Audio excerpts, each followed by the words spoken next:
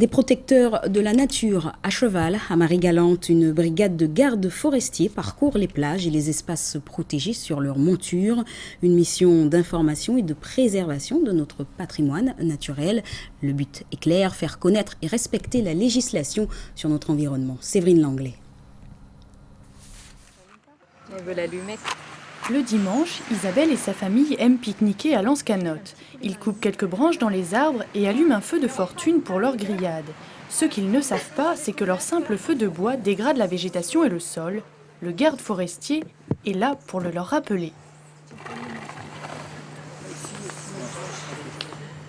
Bonjour. Bonjour. Je suis de l'Office national des forêts. C'est vous qui avez fait ce feu? Oui, tout à fait.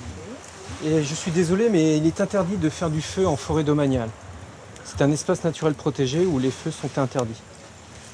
Donc je vais vous demander de l'éteindre et de le faire dans les espaces autorisés. Ils sont où les espaces? C'est les plateformes, les barbecues en béton que vous avez là.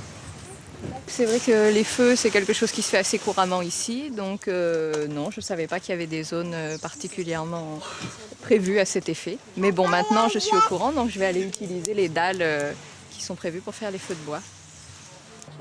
Informer, prévenir les touristes et locaux des dégradations qu'ils pourraient commettre, c'est le rôle de David, le seul garde forestier de Marie-Galante. Le week-end, il arpente les plages sur le dos d'Aïcha, le cheval de son ami Michel. Le public nous reçoit très gentiment, évidemment.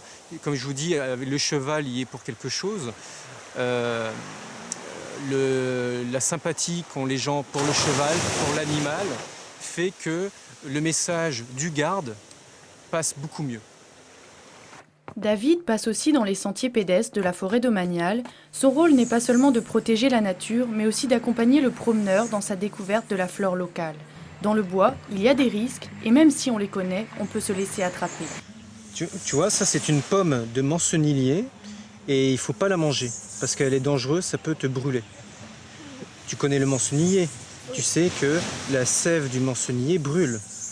La sève, quand tu casses une branche, c'est la sève blanche qui en sort, c'est une sorte de latex. Et c'est ce latex qui va te brûler la peau, et ça va faire des cloques.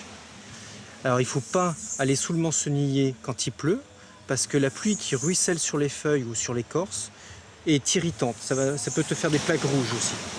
Donc il faut faire attention et quand il pleut, et de ne pas casser les branches. Et toi, il ne faut pas que tu manges cette pomme.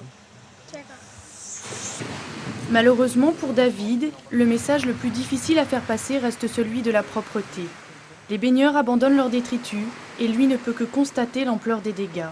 Alors la seule leçon à retenir, les plages et forêts ne doivent plus être considérées comme des poubelles.